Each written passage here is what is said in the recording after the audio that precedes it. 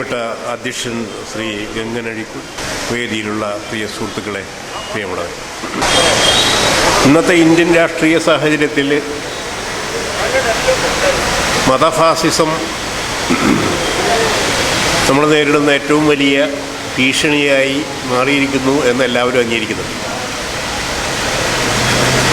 പക്ഷേ ഈ മതഫാസിസത്തെ എങ്ങനെ നേരിടണം എന്നതിനെ സംബന്ധിച്ച് വ്യത്യസ്തമായ അഭിപ്രായങ്ങളും നമ്മുടെ ഇടയിലുണ്ട്. മതഫാസിസത്തിൻ്റെ പല രീതിയിലുള്ള പ്രയോഗങ്ങളാണ് നമ്മളിപ്പോൾ കണ്ടുകൊണ്ടിരിക്കുന്നത്. രാജ്യത്തിൻ്റെ വിവിധ ഭാഗങ്ങളിൽ വിവിധ രീതിയിലുള്ള മതഫാസിസ്റ്റ് അക്രമങ്ങൾ നടന്നുകൊണ്ടിരിക്കുന്നു. സമീപകാലത്ത് ഇത് വർദ്ധിച്ചിരിക്കുന്നു. നേരത്തെയും ഇതൊക്കെ ഉണ്ടായിരുന്നു ചെറിയ തോതിൽ, പക്ഷേ സമീപകാലത്ത് ഇത് അതിഭീകരമായി വർദ്ധിച്ചിരിക്കുന്നു. ഇത്തരമൊരു സാഹചര്യത്തിൽ മതേതര ജനാധിപത്യം നേരിടുന്ന വെല്ലുവിളി അതിഭീഷണമാണ്. മതേതര ജനാധിപത്യ ശക്തികൾ ദുർബലരല്ല എങ്കിൽ തന്നെയും ഈ പുതിയ മതഫാസിസ്റ്റ് അക്രമങ്ങളെ എങ്ങനെ നേരിടണം എന്ന് ഏകോപിതമായ രീതിയിൽ മനസ്സിലാക്കുന്നതിനും ആസൂത്രണം ചെയ്യുന്നതിനും കഴിയാത്ത ഒരവസ്ഥ ഇന്ന് ഇന്ത്യയിൽ പൊതുവെ നിലനിൽക്കുന്നുണ്ട്. മതഫാസിസ്റ്റുകളെ എതിർക്കുന്ന പല നിലവാരത്തിലുള്ള ആളുകൾ, ജനാധിപത്യ പാർട്ടികളുണ്ട്, മതേതര പാർട്ടികളുണ്ട്, മതഫാസിസത്തെ പ്രത്യക്ഷത്തിലും പരോക്ഷമായും തള്ളിക്കളയുന്ന പല രീതിയിലുള്ള സാമൂഹ്യ രാഷ്ട്രീയ പ്രസ്ഥാനങ്ങൾ നമ്മുടെ നാട്ടിലുണ്ട്. യഥാർത്ഥത്തിൽ ഇവയെല്ലാം ഏകോപിച്ചുകൊണ്ട് വലിയൊരു മുന്നണി ഉണ്ടാക്കിക്കൊണ്ട് നേരിടേണ്ട രീതിയിലുള്ള ഒരു ശക്തിയായി മതഫാസിസം ഇന്ന് മാറിക്കഴിഞ്ഞിട്ടുണ്ട്. പ്രത്യേകിച്ചും കേന്ദ്രാധികാരത്തിൽ ഹൈന്ദവ ഫാസിസം ശക്തി പ്രാപിച്ചു കഴിഞ്ഞ സാഹചര്യത്തിൽ ഈ അപകടം വളരെ ഗുരുതരമായ രീതിയിൽ നമ്മുടെ മുന്നിൽ ഉയർന്നു നിൽക്കുന്നുണ്ട്. എല്ലാ ശക്തികളും ഹൈന്ദവ ഫാസിസത്തിനെതിരായി തിരിച്ചുവിടണം എന്ന രീതിയിൽ ചിന്തിക്കുന്ന വളരെയധികം ആളുകളുണ്ട്. മതേതര ജനാധിപത്യത്തെ പൊതുവിൽ ഉയർത്തിപ്പിടിക്കാൻ ശ്രമിക്കുന്ന പലരും അങ്ങനെയാണ് ചിന്തിക്കുന്നത്. പക്ഷേ ഹൈന്ദവ ഫാസിസം മാത്രമല്ലാതെ മതഫാസിസത്തിൻ്റെ മറ്റു രൂപങ്ങളില്ലേ? തീർച്ചയായും ഉണ്ട്. അപ്പോൾ ഈ എല്ലാ മതഫാസിസ്റ്റ് രൂപങ്ങൾക്കും എതിരായ ഒരു പൊതുമുന്നണി എന്ന രീതിയിൽ ഈ വിശാലമായ ഐക്യത്തെ എങ്ങനെ രൂപീകരിച്ചെടുക്കാൻ കഴിയുമെന്നത് കൂടുതൽ ഗൗരവമുള്ള രാഷ്ട്രീയ വിഷയം തന്നെയാണ്. അതാണ് ഇന്ന് നമ്മുടെ നാട്ടിൽ പല രീതിയിലായി ചർച്ച ചെയ്യപ്പെട്ടുകൊണ്ടിരിക്കുകയും പല സംഭവങ്ങളുമായി ബന്ധപ്പെട്ടുകൊണ്ട് അതിനുവേണ്ടിയുള്ള ഏകോപനങ്ങൾ നടന്നുകൊണ്ടിരിക്കുകയും ചെയ്യുന്നത്. ഇന്ന് ഇന്ത്യയിൽ നേരിടുന്ന പ്രധാനപ്പെട്ട ഫാസിസം ഹൈന്ദവ ഫാസിസമാണ് എന്ന ഒരു വിലയിരുത്തലിൻ്റെ അടിസ്ഥാനത്തിൽ ഈ സമീപകാലത്ത് 2 കൂടിച്ചേരലുകൾ എറണാകുളത്തും കോഴിക്കോടുമായി നടക്കുകയുണ്ടായി. എറണാകുളത്തെ കൂടിച്ചേരലിന് പേരിട്ടത് മനുഷ്യസംഗമം എന്നാണ്. കോഴിക്കോട്ടത്തേതിന് മാനവസംഗമം എന്ന് പേരിടുകയുണ്ടായി. എറണാകുളത്തെ സംഗമത്തിൽ ഹൈന്ദവ ഫാസിസത്തിൻ്റെ ആക്രമണങ്ങൾക്ക് ഇരയാകുന്ന മുസ്ലിം വിഭാഗങ്ങളെ ക്ഷണിച്ചില്ല എന്ന വിമർശനം ഉന്നയിച്ചുകൊണ്ടാണ് കോഴിക്കോട് വിളിച്ചു കൂട്ടിയവർ എല്ലാ മുസ്ലിം ഗ്രൂപ്പുകളെയും വിളിച്ചു ചേർത്ത് കുറേ മുൻ നക്സലൈറ്റുകളും ML ഗ്രൂപ്പുകളൊക്കെ ചേർന്നുകൊണ്ടുള്ള ഒരു സംഗമം വിളിച്ചുകൂട്ടുണ്ടായി. ഇവിടെ 2ഇടത്തുമായി ഈ വിഷയം വ്യത്യസ്തമായ രീതിയിൽ ചർച്ച ചെയ്യപ്പെടുകയുണ്ടായി. യഥാർത്ഥത്തിൽ ആ തലത്തിലൊന്നുമല്ല, അതിനേക്കാൾ വളരെ വിപുലമാണ് ഈ വിഷയം എന്ന് മനസ്സിലാക്കാതെ താരതമ്യേന ഇടുങ്ങിയ തലത്തിൽ നിന്നുകൊണ്ടുള്ള ചർച്ചകളായിട്ടാണ് അവയെല്ലാം മാറിയത്. ഫാസിസം എന്നുള്ളത് മതഫാസിസം മാത്രമല്ല, സൈനിക ഫാസിസമുണ്ട്, പാർട്ടി ഫാസിസമുണ്ട്. മതഫാസിസത്തെ പോലെ തന്നെ ഭീകരമാണ് അവയും. അപ്പോൾ ഫാസിസത്തിനെതിരായ മുന്നണി എന്ന രീതിയിലുള്ള ഒരു മുന്നണി വേണമോ അതോ മതഫാസിസത്തിനെതിരായി മാത്രം മതിയോ എന്ന രീതിയിലുള്ള ചർച്ചകളും ഇതിനിടയിൽ ഉയർന്നു വന്നിട്ടുണ്ട്. എൻ്റെ അഭിപ്രായത്തിൽ എല്ലാത്തരം ഫാസിസവും മതേതരത്വത്തിനും ജനാധിപത്യത്തിനും വെല്ലുവിളി ഉയർത്തുക തന്നെയാണ് ചെയ്യുന്നത്. അത് മതഫാസിസം മാത്രമല്ല, പല രീതിയിലുള്ള ഫാസിസ്റ്റ് പ്രവണതകൾ മറ്റു രീതിയിലുമുണ്ട്. ജനാധിപത്യത്തെയും മതേതരത്വത്തെയും അടിസ്ഥാനപരമായി അംഗീകരിക്കാതെ ഫാസിസ്റ്റ് പ്രവണതകൾ പ്രകടിപ്പിക്കുന്ന എല്ലാത്തരം ഫാസിസത്തിനും എതിരായ ഒരു വിശാലമായ സമരമാണ് ഇന്ന് ഇന്ത്യയിൽ ആവശ്യമായിട്ടുള്ളത് എന്ന് ചിന്തിക്കുന്ന ആളാണ് ഞാൻ. മതഫാസിസം എന്ന് പറഞ്ഞാൽ അത് ഹൈന്ദവ ഫാസിസം മാത്രമല്ല, എല്ലാ മതങ്ങളിലും ഫാസിസ്റ്റ് പ്രവണതയുണ്ട്. പല മതങ്ങളിലും അത് പല രീതിയിൽ ഉയർന്നു നിൽക്കുന്നു എന്നേ ഉള്ളൂ. ഇന്ത്യയിൽ പ്രകടമായും അത് കണ്ടുകൊണ്ടിരിക്കുന്നത് ഹൈന്ദവ ഫാസിസത്തിൻ്റെയും ഇസ്ലാമിക ഫാസിസത്തിൻ്റെയും രൂപത്തിലാണ്. ഖാലിസ്ഥാൻ പ്രസ്ഥാനം ഉയർന്ന് ശക്തമായി നിന്നിരുന്ന കാലഘട്ടത്തിൽ സിഖ് ഫാസിസം എന്നും ആ ഖാലിസ്ഥാൻ പ്രസ്ഥാനത്തിൻ്റെ പിന്നിലുള്ളവരെ വിളിക്കുകയുണ്ടായി. അതും ഒരു രൂപത്തിലുള്ള മതഫാസിസം തന്നെയാണ്. തങ്ങളുടെ മതം മാത്രമാണ് ശരിയെന്നും തങ്ങളുടെ മതത്തിൻ്റെ മേധാവിത്വം ബാക്കിയുള്ളവരെല്ലാവരും അംഗീകരിക്കണമെന്നും വിശ്വസിക്കുകയും പ്രചരിപ്പിക്കുകയും മാത്രമല്ല, അത് നടപ്പിലാക്കാൻ വേണ്ടി ബലപ്രയോഗം ഉപയോഗിക്കുകയും ചെയ്യുമ്പോഴാണ് മതഫാസിസം ഭീകരമായി തീരുന്നത്, ആക്രമിക്കപ്പെടേണ്ട ഒന്നായി മാറുന്നത്. അത് മതേതരത്വത്തിനും ജനാധിപത്യത്തിനുമുള്ള വെല്ലുവിളിയായി മാറുന്നതും അങ്ങനെ തന്നെയാണ്. എല്ലാത്തരം ഫാസിസത്തിനും എതിരായ വളരെ വിശാലമായ ഒരു മുന്നണിയാണ് ഇന്ന് ഇന്ത്യയിൽ ഉയർന്നു വരേണ്ടത് എന്ന് ചിന്തിക്കുന്ന കൂട്ടത്തിലാണ് ഞാൻ. അതേസമയം തന്നെ ഇന്നത്തെ സവിശേഷ സാഹചര്യത്തിൽ മതഫാസിസത്തിന് കൂടുതൽ ശക്തി ലഭിച്ചിട്ടുണ്ട്. അതിന് കേന്ദ്രാധികാരം ലഭിച്ചതിൻ്റെ അടിസ്ഥാനത്തിൽ അത് കൂടുതൽ അപകടകരമായ സ്വഭാവം കൈവരിച്ചിരിക്കുന്നു എന്നതുകൊണ്ട് തന്നെ അതിനെതിരായ സമരത്തിൽ ഊന്നൽ നൽകേണ്ടതുണ്ട് എന്നതും ഒരു വസ്തുതയാണ്. മതഫാസിസത്തിൽ തന്നെ ഹൈന്ദവ ഫാസിസമാണ് ഇന്ന് ഇന്ത്യയിൽ അധികാരത്തിൻ്റെ കുത്തക കൈയടക്കിയിട്ടുള്ളത് എന്നതുകൊണ്ട് മതഫാസിസത്തിനുള്ളിൽ തന്നെ ഹൈന്ദവ ഫാസിസത്തിനെതിരായ സമരത്തിന് വളരെ പ്രാധാന്യമുണ്ട് എന്ന കാര്യവും, അതാണ് ഏറ്റവും പ്രധാനമായി കാണേണ്ടത് എന്ന കാര്യത്തിലും സംശയമില്ല. പക്ഷേ അതുകൊണ്ട് മാത്രം മറ്റ് മതവിഭാഗങ്ങളുടെ ഭാഗത്തു നിന്ന് ഫാസിസ്റ്റ് പ്രവണതകൾ ഉയർന്നു വന്നാൽ അതിനു നേരെ കണ്ണടയ്ക്കണം എന്ന അഭിപ്രായത്തോട് എനിക്ക് യോജിപ്പില്ല. കാരണം മതഫാസിസം ഏത് രൂപത്തിൽ വന്നാലും ഏത് വിഭാഗങ്ങളുടെ ഭാഗത്തു നിന്ന് വന്നാലും അത് ജനാധിപത്യത്തിനെതിരാണ്, മതേതരത്തെ തുരങ്കം വയ്ക്കുന്നതാണ്. അതുകൊണ്ട് തന്നെ അത്തരം പ്രവണതകളെ ഇല്ലായ്മ ചെയ്യാൻ വേണ്ടിയുള്ള എല്ലാ പ്രവർത്തനങ്ങളും അത്യന്താപേക്ഷിതമാണ്, അടിയന്തര പ്രാധാന്യമുള്ളത് തന്നെയാണ്. ആ രീതിയിലാണ് ഇപ്പോൾ ഇവിടെ തളിപ്പറമ്പിലുണ്ടായ സംഭവവികാസവുമായി ബന്ധപ്പെട്ടുകൊണ്ടുള്ള വിഷയത്തെ കാണേണ്ടത്. മുസ്ലിം മതവിഭാഗവുമായി ബന്ധപ്പെട്ടുകൊണ്ട് ഉയർന്നു വന്ന ചില വിമർശനങ്ങൾക്കെതിരായി തികച്ചും ഫാസിസ്റ്റ് രീതിയിലുള്ള കടന്നാക്രമണമാണ് ഇവിടെ ഉണ്ടായിട്ടുള്ളത്. അത് തീർച്ചയായിട്ടും ആ രീതിയിൽ തന്നെ മതഫാസിസത്തിനെതിരായ ഒരു സമരത്തിൻ്റെ രൂപത്തിൽ തന്നെ ഈ വിഷയവുമായി ബന്ധപ്പെട്ടുകൊണ്ടുള്ള പ്രതിഷേധങ്ങളും ആശയപ്രചരണങ്ങളും രാഷ്ട്രീയ സമരങ്ങളും എല്ലാം തന്നെ ഉയർന്നു വരേണ്ടതുണ്ട് എന്നത് തന്നെയാണ് പ്രശ്നം. ഇത് രണ്ടും തമ്മിൽ കൂട്ടിക്കുഴയ്ക്കേണ്ടതില്ല എന്ന് പറയുന്നതിനോട് യോജിപ്പില്ല. കാരണം പല സന്ദർഭങ്ങളിലും വ്യത്യസ്ത മതവിഭാഗങ്ങളിലെ ഫാസിസ്റ്റുകൾ ഒന്നുചേരുന്നത് കാണാം. കേരളത്തിൽ സമീപകാലത്ത് സദാചാര പോലീസിനെതിരായിട്ടുള്ള സമരങ്ങൾ ഉയർന്നു വന്നപ്പോൾ ഹൈന്ദവ ഫാസിസ്റ്റുകളും ഇസ്ലാമിക ഫാസിസ്റ്റുകളും ഒന്നുചേരുന്നത് അവിടെ കാണാമായിരുന്നു. അതിനെതിരായി ചുംബന സമരം ഉയർന്നു വന്നപ്പോൾ അതിനെതിരായിട്ട് ഈ രണ്ടു കൂട്ടരും പരസ്യമായി ഒരുമിച്ച് വന്ന് ആക്രമണം നടത്തുകയുണ്ടായി. അപ്പോൾ ഫാസിസത്തിൻ്റെ സമാന സ്വഭാവങ്ങൾ എത്രമാത്രം ശക്തമാണ്, എത്രമാത്രം അവ ഒരുമിച്ച് നിൽക്കുന്നു എന്ന് കാണിക്കുന്നവ തന്നെയാണവ. അത്തരം കാര്യങ്ങൾ നമ്മൾ ഒരു രീതിയിലും മറച്ചു വയ്ക്കേണ്ടതില്ല, തുറന്നു കാണിക്കുകയും യാതൊരു വിട്ടുവീഴ്ചയില്ലാത്ത രീതിയിൽ തന്നെ അത്തരം പ്രവണതകളെ തുറന്നു കാട്ടാനും പരാജയപ്പെടുത്താനും വേണ്ടി ഒന്നിക്കുകയും ചെയ്യേണ്ട കാലഘട്ടം അതിക്രമിച്ചിരിക്കുകയാണെന്നുള്ള സംശയവുമില്ല. കേരളത്തിൽ തന്നെ ജോസഫ് മാഷുടെ കൈവെട്ടിയ സമയത്ത് അതിനെതിരായ വലിയൊരു മുന്നേറ്റം ഇവിടെ ഉയർന്നു വന്നില്ല എന്ന് ചൂണ്ടിക്കാണിക്കപ്പെടുകയുണ്ടായി.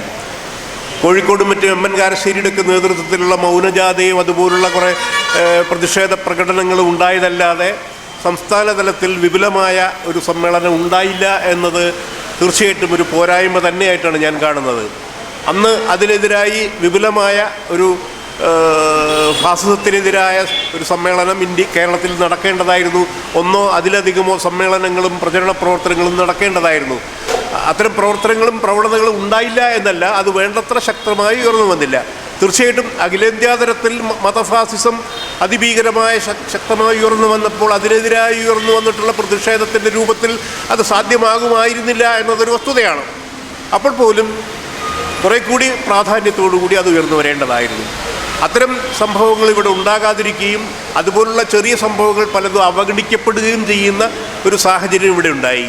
അതിന് ഒരു കാരണമായി ചൂണ്ടിക്കാണിക്കുന്നത് ബാബറി മസ്ജിദ് പ്രശ്നത്തിൻ്റെ കാലഘട്ടം മുതൽക്ക് തന്നെ കേരളത്തിലല്ല ഇന്ത്യയിൽ മുസ്ലിം മതന്യൂനപക്ഷം ഹൈന്ദവ ഫാസിസത്തിൻ്റെ ആക്രമണങ്ങളെ നേരിടുന്ന ഇരകളാണ് എന്ന വിഷയമാണ്. അതൊരു വസ്തുതയാണ്, ശരിയാണ്. ബാബറി മസ്ജിദിൻ്റെ പ്രശ്നം ഉയർന്നു വന്നിരുന്ന കാലഘട്ടത്തിൽ ബാബറി മസ്ജിദ് തകർക്കപ്പെടുന്നതിന് 3-4 വർഷങ്ങൾക്ക് മുമ്പ് തന്നെ സംഘപരിവാർ രാമശിലാ പൂജയും മറ്റും നടത്താൻ തുടങ്ങിയ കാലഘട്ടത്തിൽ തന്നെ ഹൈന്ദവ ഫാസിസം ഇന്ത്യയിൽ വളർന്നു വരുന്നതിൻ്റെ ഭീകരത ചൂണ്ടിക്കാണിച്ചുകൊണ്ടും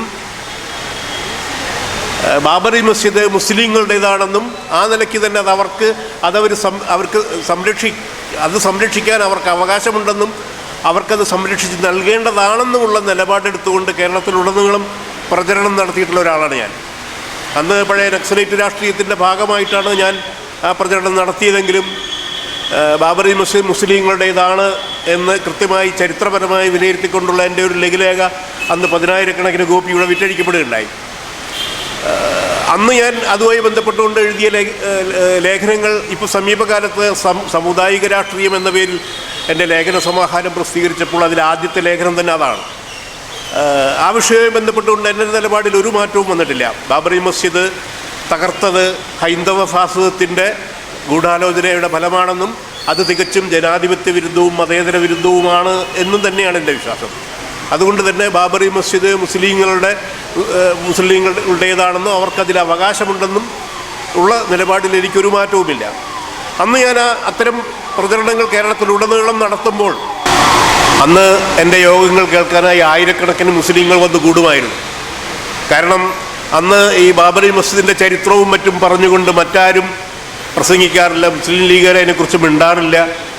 സിമിക്കാർ മാത്രമാണ്, സിമി എന്ന് പറയുന്ന മുസ്ലിം തീവ്രവാദി ഗ്രൂപ്പിൻ്റെ ഒരു വിഭാഗം മാത്രമാണ് അതിനെക്കുറിച്ച് എന്തെങ്കിലുമൊക്കെ പറയാൻ ധൈര്യപ്പെട്ടിരുന്നത്.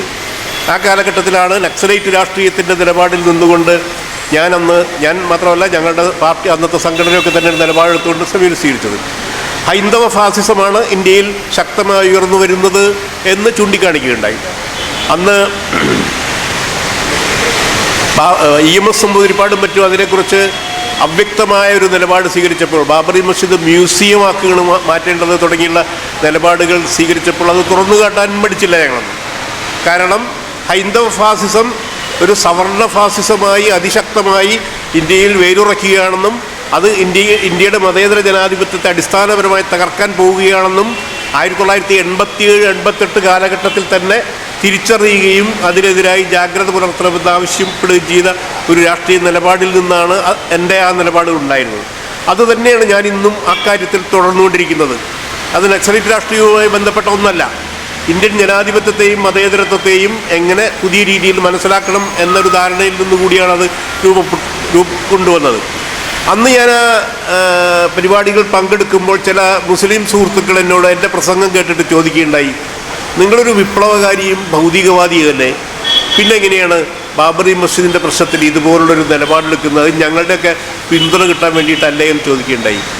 അന്ന് ഞാൻ പറയുകയുണ്ടായി, ഞാനൊരു മതേതര ജനാധിപത്യ നിലപാടിൽ നിന്നുകൊണ്ടാണ് ഈ പ്രശ്നത്തെ സമീപിക്കുന്നത്. മതേതര ജനാധിപത്യ നിലപാടെന്ന് പറഞ്ഞാൽ മതനിഷേധമല്ല. എല്ലാ മതവിശ്വാസങ്ങൾക്കും മതവിരുദ്ധ വിശ്വാസങ്ങൾക്കും ഭൗതികവാദത്തിനും എല്ലാ വിശ്വാസങ്ങൾക്കും ഒരേപോലെ നിലനിൽക്കാൻ തുല്യ അവകാശമുള്ളൊരു സമൂഹം എന്നതാണ് മതേതര സമൂഹം എന്നതുകൊണ്ട് ഉദ്ദേശിക്കുന്നത്. അപ്പോൾ ഇവിടെ ഏതെങ്കിലും ഒരു മതവിശ്വാസം ആക്രമിക്കപ്പെടുകയും അവർക്ക് നിലനിൽക്കാൻ അവകാശമില്ല, അവരുടെ പള്ളികളും സ്ഥാപനങ്ങളൊക്കെ തകർക്കപ്പെടും എന്ന് വന്നാൽ അത് ചെറുത്തു നിൽക്കപ്പെടേണ്ടതാണ്. മതേതര സമൂഹം അവർക്ക് പിന്തുണ നൽകേണ്ടതാണ്. അത്തരമൊരു നിലപാടിൽ നിന്നുകൊണ്ടാണ് ഞാൻ ഈ സമീപനം സ്വീകരിക്കുന്നതെന്നും മറ്റേതെങ്കിലും മതവിഭാഗവും ഇതുപോലെ ആക്രമണം നേരിട്ടാൽ തീർച്ചയായിട്ടും അവരുടെ അവകാശങ്ങൾക്ക് വേണ്ടി, ആരാധിക്കാനും വിശ്വസിക്കാനും ഒക്കെയുള്ള അവകാശങ്ങൾക്ക് വേണ്ടി അവരുടെ കൂടെ നിൽക്കാനും ഞാൻ മടിക്കില്ല എന്ന് ചൂണ്ടിക്കാണിക്കുകയുണ്ടായി. അന്നും ഇന്നും എനിക്ക് ഈ കാര്യത്തിൽ അതേ സമീപനം തന്നെയാണുള്ളത്. അന്ന് ഇത്തരമൊരു നിലപാടെടുത്തുകൊണ്ട് എൻ്റെ സമീപനമൊക്കെ തന്നെ മുസ്ലിം അനുകൂല നിലപാടാണ് എന്ന് പലരും എന്നെ വിമർശിക്കുകയുണ്ടായി. മുസ്ലിം ഗ്രൂപ്പുകൾ പലരും അങ്ങനെ കണ്ടുകൊണ്ട് എന്നെ അവരുടെ ഒരു പ്രത്യേക സുഹൃത്തൊക്കെ കണ്ടുകൊണ്ട് സമീപിക്കുകയുണ്ടായി. ചില ഗ്രൂപ്പുകൾ മറ്റു ഗ്രൂപ്പുകൾക്കെതിരായി ആരോപണം ഉന്നയിക്കാൻ അവരുടെ പരിപാടി പോകാൻ പാടില്ല എന്ന് പറയുകയുണ്ടായി. അന്ന് ഞാൻ കണ്ടിരുന്നത്, ഞാൻ അവരോട് പറഞ്ഞത്, ഞാൻ എല്ലാ മുസ്ലിം ഗ്രൂപ്പുകളെയും മതന്യൂനപക്ഷങ്ങൾ എന്ന രീതിയിൽ മാത്രമാണ് കാണുന്നത്. മതന്യൂനപക്ഷങ്ങൾ ഇന്നിവിടുത്തെ മതഭൂരിപക്ഷ വിഭാഗം നടത്തുന്ന ആക്രമണത്തിനെതിരായി ഒന്നിച്ചു നിൽക്കണം എന്ന് മാത്രമേ എനിക്ക് പറയാൻ കഴിയൂ. അതുകൊണ്ട് തന്നെ നിങ്ങൾക്കിടയിലുള്ള അവാന്തര വിഭാഗങ്ങളെക്കുറിച്ച് എനിക്ക് അറിയാൻ താല്പര്യമില്ല എന്ന് പറയുകയുണ്ടായി.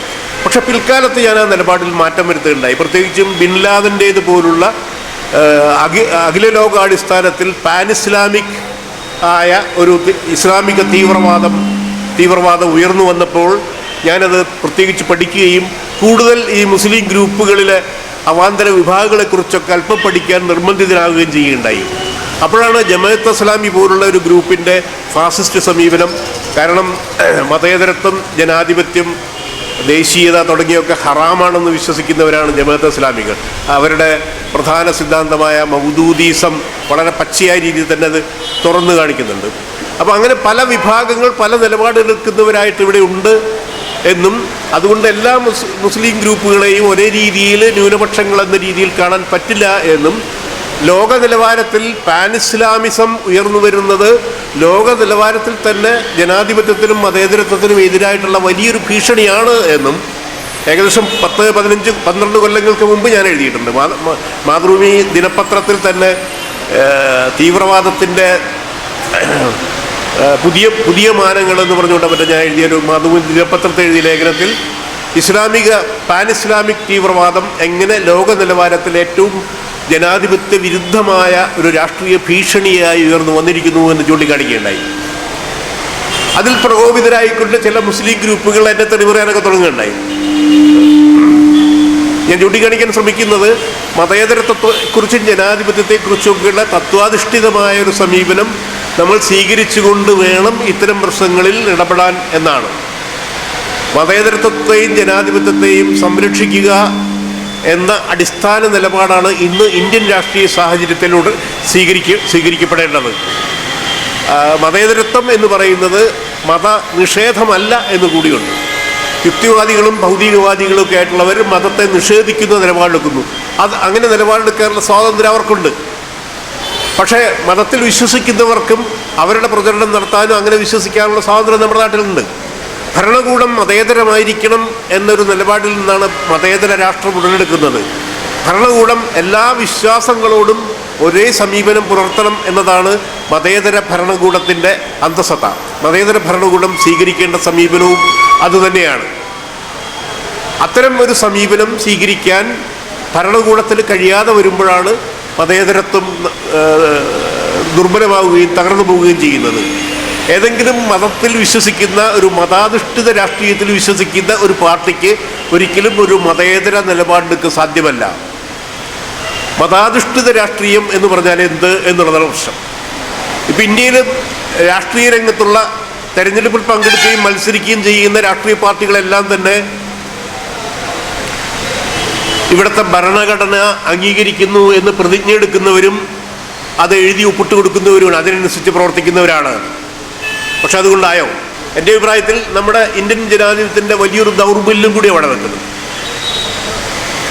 ഓരോ രാഷ്ട്രീയ പാർട്ടിയും എടുക്കുന്ന നിലപാടുകൾ എത്രമാത്രം അധിഷ്ഠിതവും ജനാധിപത്യപരവുമാണ് എന്ന് പരിശോധിച്ചുകൊണ്ട് ജനാധിപത്യ പ്രക്രിയയിൽ പങ്കെടുക്കാനുള്ള അവകാശം നൽകുന്ന ഒരു രാഷ്ട്രീയ പ്രക്രിയ ഇവിടെയില്ല. ഒരു രാഷ്ട്രീയ പാർട്ടി തങ്ങൾ മതേതര പാർട്ടിയാണ്, ജനാധിപത്യ പാർട്ടിയാണ് എന്ന് സ്വയം സാക്ഷ്യപ്പെടുത്തിക്കൊണ്ട് ഒപ്പിട്ട് കൊടുത്താൽ അവരെ തെരഞ്ഞെടുപ്പിൽ നിൽക്കാൻ അനുവദിക്കുന്ന അവസ്ഥയുണ്ട്.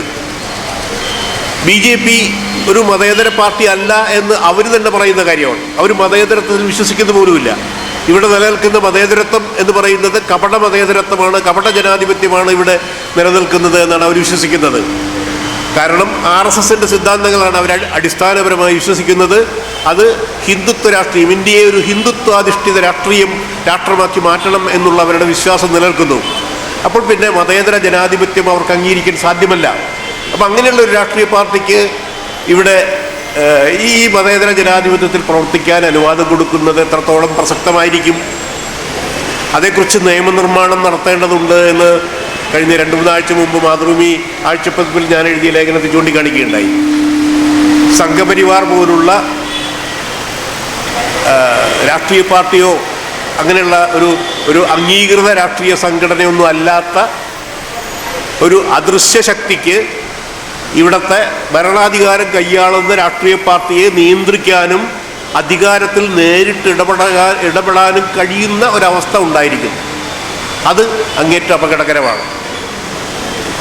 അങ്ങനെ അപകടകരമായി വരുന്ന സ്ഥിതിവിശേഷത്തെ നിയമപരമായി നേരിടേണ്ടതുണ്ട്. അതെങ്ങനെ എന്നുള്ള ചോദ്യം ഉയർന്നു വരുന്നു. ഇത് മതാധിഷ്ഠിത രാഷ്ട്രീയത്തിൽ മാത്രമല്ല ഉണ്ടാകുന്നത്, മതാധിഷ്ഠിതമല്ലാതെ പാർട്ടി രാഷ്ട്രീയത്തിലും ഇതുപോലുള്ള ഫാസിസ്റ്റ് പ്രവണതകൾ ഉയർന്നു വരുന്നുണ്ട്. ജനാധിപത്യവും മതേതരത്വവും അടിസ്ഥാനപരമായി അംഗീകരിക്കാത്ത രാഷ്ട്രീയ പാർട്ടികൾ, കമ്മ്യൂണിസ്റ്റ് പാർട്ടികൾ പോലുള്ളവ തൊഴിലാളി വർഗ സർവാധിപത്യം അംഗീകരിക്കുന്നു എന്ന് പറയുന്നവരും തൊഴിലാളി വർഗ സർവാധിപത്യം നടപ്പിലാക്കാൻ വേണ്ടി ലക്ഷ്യം വയ്ക്കുന്നവരുമാണെന്ന് പറയുന്ന ആളുകൾക്ക് മതേതര ജനാധിപത്യത്തെ അംഗീകരിക്കാൻ പറ്റില്ല. പ്രത്യേകിച്ചും പാർലമെന്ററി ജനാധിപത്യത്തെ അവർക്ക് അംഗീകരിക്കാൻ പറ്റില്ല. അവർ അതിൽ പങ്കെടുക്കുകയും ചെയ്യുന്നു. ഏറെത്ര BJP ചെയ്യുന്നത് പോലുള്ള ഒരു പ്രവൃത്തിയാണ് അവർ ചെയ്തുകൊണ്ടിരിക്കുന്നത്. ഇത് തടയാനും നമ്മുടെ ജനാധിപത്യ സംവിധാനത്തിൽ മാർഗങ്ങളില്ല എന്നുള്ളൊരു യാഥാർത്ഥ്യമുണ്ട്. അപ്പം ഇത് മതേതര ജനാധിപത്യം നേരിടുന്ന വേറൊരു അടിസ്ഥാനപരമായ വെല്ലുവിളിയാണ്.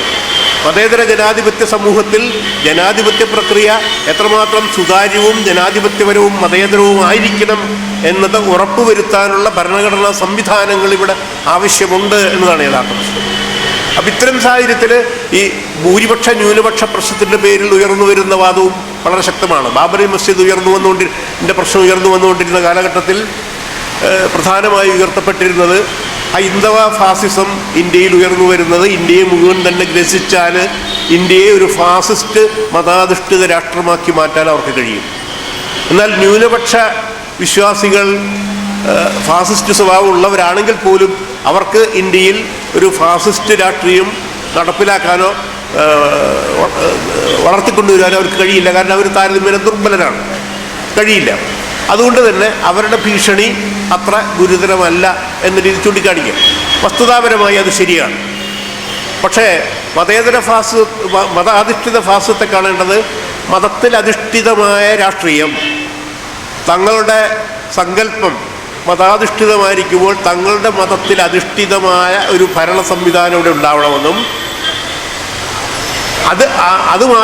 അത് മാത്രമാണ് ശരി എന്നും വിശ്വസിക്കുന്നതിലൂടെ മറ്റ് മതവിഭാഗങ്ങളെയെല്ലാം തന്നെ രണ്ടാംകിട പൗരന്മാരായി കാണുന്ന ഒരു സമീപനത്തിലേക്ക് അത് നീങ്ങുന്നു. മതാധിഷ്ഠിത രാഷ്ട്രീയം നടപ്പിലാക്കിയിട്ടുള്ള ഇസ്ലാമിക രാഷ്ട്രങ്ങളിൽ അത് കാണാം. ഇന്ത്യയിലിപ്പോൾ ഹൈന്ദവ മതാധിഷ്ഠിത രാഷ്ട്രീയം നടപ്പിലാക്കാൻ ശ്രമിക്കുന്ന BJPയും സംഘപരിവാറും അത്തരമൊരു സ്ഥിതിവിശേഷം ഉണ്ടാക്കാൻ ശ്രമിച്ചുകൊണ്ടിരിക്കുന്നു.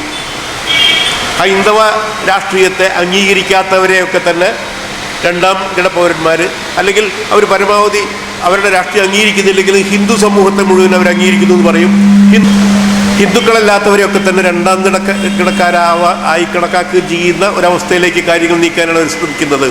അങ്ങേറ്റ അപകടകരമാണ്. ഒരു രീതിയിലും അംഗീകരിച്ചു കൊടുക്കാൻ പാടുള്ളതല്ല.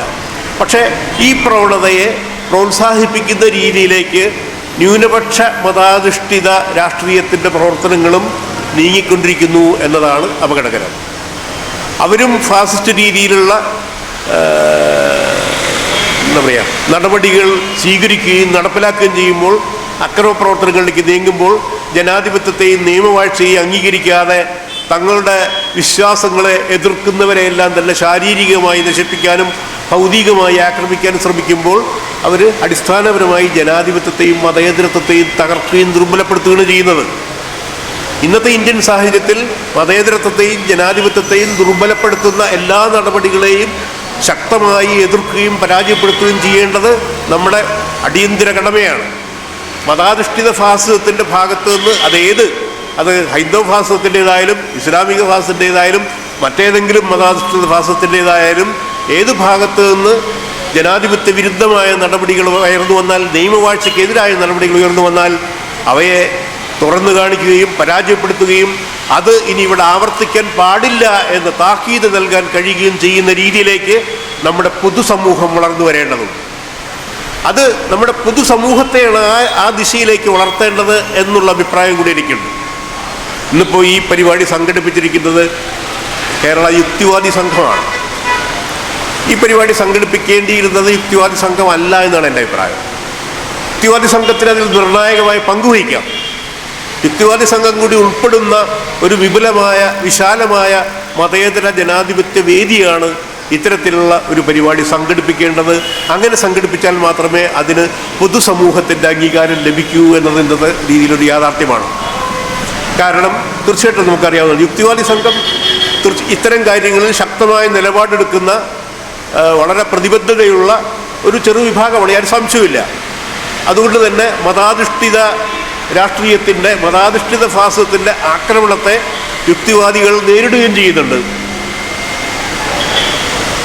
യുക്തിവാദപരവും പുരോഗമനപരവുമായ നിലപാടെടുക്കുന്നവരെ വെടിവെച്ച് കൊല്ലുന്ന അവസ്ഥയിലേക്ക് വരെ മതാധിഷ്ഠിത ഫാസിസം ഭീകരരൂപം കൈകൊണ്ടിരിക്കുന്നു എന്നുള്ള സംശയവുമില്ല. അങ്ങനെ ആക്രമിക്കപ്പെടുന്ന ഒരു വിഭാഗമായി മതാധിഷ്ഠിത ഫാസിസത്തിന് മുന്നിൽ യുക്തിവാദം മാറിയിട്ടുണ്ട്. അത് യുക്തിവാദത്തിൻ്റെ രാഷ്ട്രീയമായ സാമൂഹ്യമായ കടമയെ തീർച്ചയായിട്ടും ഉയർത്തിയിട്ടുണ്ട്. അത് സമൂഹത്തിലെ തന്നെ ഒരു പ്രബല ശക്തിയായി യുക്തിവാദ ആശയങ്ങൾക്ക് ഉയർന്നു വരാനുള്ളൊരു സാഹചര്യം അതുണ്ടാക്കിയിട്ടുണ്ട്. അപ്പോൾ പോലും നമ്മുടെ സമൂഹത്തിൻ്റെ ബഹുഭൂരിപക്ഷം വരുന്ന പൊതുസമൂഹത്തിലെ ബഹുഭൂരിപക്ഷവും യുക്തിവാദികളെ കാണുന്നത് ഒരു ചെറിയ മാറ്റി നിർത്തപ്പെടേണ്ട ഒരു വിഭാഗം എന്ന രീതിയിലാണ് നക്സലൈറ്റുകളൊക്കെ കാണുന്നത് പോലെ തന്നെ. കാരണം അതൊരു തരം സാധാരണക്കാർക്ക് ദഹിക്കാത്ത തീവ്രവാദപരമായൊരു നിലപാടാണ് എന്ന് സാധാരണ ജനങ്ങൾ വിശ്വസിക്കുന്നു. കാരണം സാധാരണ ജനങ്ങളിൽ ബഹുഭൂരിപക്ഷവും 90% വിശ്വാസികളാണ്. വിശ്വാസികൾ എന്ന് പറഞ്ഞാൽ അന്ധവിശ്വാസി എന്ന രീതിയിൽ മാത്രം അതിന് കാണേണ്ടതില്ല. ഞാൻ മനസ്സിലാക്കുന്നത് ഭൗതികമായ ജീവിതത്തിൽ പല രീതിയിലുള്ള പ്രയാസങ്ങൾ നേരിടുന്ന ആളുകൾ, അതിനൊന്നും ഭൗതിക ലോകത്ത് നിന്ന് പരിഹാരങ്ങളുമില്ല. കമ്മ്യൂണിസ്റ്റുകാരൊക്കെ തങ്ങളുടെ രീതിയിലൂടെ അതിനെല്ലാം പരിഹരിച്ചു കളയാം, അതുകൊണ്ട് അന്ധവിശ്വാസങ്ങളെല്ലാം ഇല്ലായ്മ ചെയ്യാമെന്നൊക്കെ വ്യാമോഹിച്ചിരുന്നു. അതൊന്നും അങ്ങനെ ആ രീതി പ്രായോഗികമല്ല എന്നുള്ളത് നമ്മുടെ മുന്നിൽ നമ്മൾ നിരന്തരം കണ്ടുകൊണ്ടിരിക്കുന്ന കാര്യമാണ്. എത്ര തന്നെ സാമൂഹ്യ നീതി പുലർത്തുന്ന സാമൂഹ്യ വ്യവസ്ഥകൾ ഉയർന്നു വന്നാലും വലിയൊരു വിഭാഗം ജനങ്ങൾക്ക് പല രീതിയിലുള്ള അസംതൃപ്തികൾ, എന്താ പറയുക, അവരുടെ ആഗ്രഹങ്ങൾ സബലീകരിക്കപ്പെടാതെ പോകുന്ന അവസ്ഥകളെല്ലാം തന്നെ ഉണ്ടാവുക സ്വാഭാവികമാണ്. മനുഷ്യ സമൂഹത്തിൻ്റെയും പ്രകൃതിയുടെയൊക്കെ അടിസ്ഥാന സ്വഭാവത്തിൽ നിന്നാണ് അത് ഉടലെടുക്കുന്നത്. അതുകൊണ്ട് തന്നെ എപ്പോഴും നിരാശരാകുന്നവർ, അസംതൃപ്തരാകുന്നവരുടെ എണ്ണം ഒട്ടും കുറവായിരിക്കില്ല. പല രീതിയിലുള്ള ഭീഷണികൾ നേരിടുന്നവരും പല രീതിയിലുള്ള ആശങ്കകൾ നേരിടുന്നവരും അതിനെ സ്വന്തമായി നേരിടാൻ കഴിയാത്തവരൊക്കെ ആയിട്ടുള്ള ആളുകൾ മനുഷ്യ സമൂഹത്തിൽ എന്നും വലിയൊരു വിഭാഗം ഉണ്ടാവും. അവരെല്ലാം തന്നെ തങ്ങൾക്ക് ഏതെങ്കിലും ഒരു വിശ്വാസത്തെ അത്താണിയായി സ്വീകരിക്കുന്നു. അതവർക്ക് ആത്മബലം നൽകുന്നു. അത് ദൈവവിശ്വാസം മാത്രമാകണമെന്നില്ല, അന്ധവിശ്വാസം മാത്രമാകണമെന്നില്ല, രാഷ്ട്രീയ വിശ്വാസമാകാം, തീവ്രവാദപരമായ വിശ്വാസങ്ങൾ, അത് കമ്മ്യൂണിസ്റ്റോ മാവോയിസ്റ്റോ ഒക്കെ ഏത് വിശ്വാസം, അതെല്ലാം ഒരു വിശ്വാസങ്ങളായിട്ടാണ് മാറിക്കൊണ്ടിരിക്കുന്നത്. അതിലൊന്നും ശാസ്ത്രീയമായി മനസ്സിലാക്കിക്കൊണ്ടല്ല ഈ വിശ്വാസങ്ങൾ പുലർത്തുന്നവരിൽ ബഹുഭൂരിപക്ഷം പേര് പിന്തുടരുന്നത് എന്നൊരു വസ്തുതയാണ്. അത് വിശ്വാസമായി കഴിഞ്ഞാൽ തങ്ങളുടെ മാനസികമായ തങ്ങളുടെ നിലനിൽപ്പിൻ്റെ പ്രധാനപ്പെട്ട ഒരു അത്താണിയായി ആ വിശ്വാസം മാറുന്നു. അത് ചിലർക്കത് ദൈവവിശ്വാസമാകാം, മറ്റേതെങ്കിലും തരത്തിലുള്ള വിശ്വാസമാകാം, പല രീതിയിലുള്ള വിശ്വാസങ്ങളാകാം. അപ്പോൾ അത്തരം വിശ്വാസങ്ങളെ ആശ്രയിക്കുന്ന രീതി, ഹൃദയമില്ലാത്ത ലോകത്തിൻ്റെ ഹൃദയമാണ് മതം എന്ന് മാർക്സ് പറഞ്ഞത് ഈ രണ്ടാമത്തെ വശത്തെ, അത് കറുപ്പാണ് എന്ന മറുവശം ഉള്ളപ്പോൾ തന്നെ അതിനിങ്ങനൊരു വശമുണ്ടെന്ന് പറഞ്ഞത് ഈ യാഥാർത്ഥ്യത്തെ മനസ്സിലാക്കിക്കൊണ്ടാണ്. അപ്പോൾ ആ യാഥാർത്ഥ്യം ബഹുഭൂരിപക്ഷത്തെ സംബന്ധിച്ചിടത്തോളം ഒരു യാഥാർത്ഥ്യമായി ഇപ്പോഴും നിലനിൽക്കുന്നു എന്നുള്ള വസ്തുത. അതുകൊണ്ടാണ് എന്നെപ്പോലുള്ളവർ ഞാനൊരു മതത്തിലും വിശ്വസിക്കുന്ന ആളല്ല. കൃത്യമായും ഭൗതികവാദപരമായി ആധുനിക ശാസ്ത്രത്തിൻ്റെ അടിസ്ഥാനത്തിൽ പ്രകൃതിയുടെ നിയമങ്ങളെ മനസ്സിലാക്കുകയും ഇപ്പോഴും പുതിയതായി ഉണ്ടായിക്കൊണ്ടിരിക്കുന്ന ശാസ്ത്രത്തിൻ്റെ കണ്ടെത്തലുകളെല്ലാം തന്നെ പിന്തുടരുകയും ചെയ്യുന്ന ഒരാളാണ് ഞാൻ. എനിക്കൊരു ആ രീതിയിലുള്ള വിശ്വാസങ്ങളുമില്ല. പക്ഷേ വിശ്വാസികളായിട്ടുള്ള ആളുകളെ ഞാൻ നിഷേധിക്കുന്നില്ല. അവരുടെ വിശ്വാസവുമായി അവർക്ക് ആത്മബലം നൽകുന്നുണ്ടെങ്കിൽ അതവർ തുടർന്നോട്ടെ എന്ന് കരുതുന്നൊരു സമീപനമാണ് എനിക്കുള്ളത്.